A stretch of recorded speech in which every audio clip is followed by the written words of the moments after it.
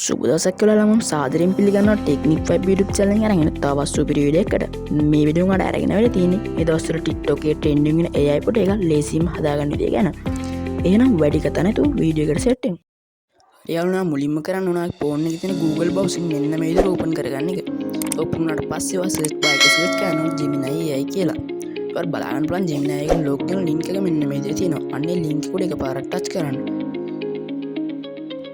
හරියනවට බලාගන්න පුළුවන් මෙන්න මේ වගේ ඉන්ටර්ෆේස් එකක්. ඔයාලට පේනවා මේ පල්ලෙන් තියෙන ප්ලස් මාක් එක. අනේ ප්ලස් මාක් එක එකපාරට ටච් කරලා අප්ලෝඩ් ෆයිල් කියන එක දෙන්න. ඊට පස්සේ ඔයාලා ගෑලරි එකට ගිහින් ඔයාලට අවශ්‍ය කරන ෆොටෝස් එක සිලෙක්ට් කරගන්න. ඉතින් ඔයාලට කරන්න තියෙන්නේ මේ ෆොටෝ එක හදන්න අවශ්‍ය කරන ප්‍රොම්ප්ට් එක මෙතන කොපි කරන එක. ඉතින් මේ ෆොටෝ එක හදන්න අවශ්‍ය කරන ප්‍රොම්ප්ට් එක මම පල්ලෙහා කමෙන්ට් සෙක්ෂන් එකේ දාලා දෙනවා. අන්න ඒක කොපි කරන්න මෙතන පේස්ට් කරන්න. ඊට පස්සේ ඔයාලා ෆොටෝ එක මෙන්න මේ විදිහට සෙන්ඩ් කරන්න. ඊට ඔයාලට බලන්න පුළුවන් අපේ ෆොටෝ එක මෙන්න මේ විදිහට ලෝඩ් වෙනවා.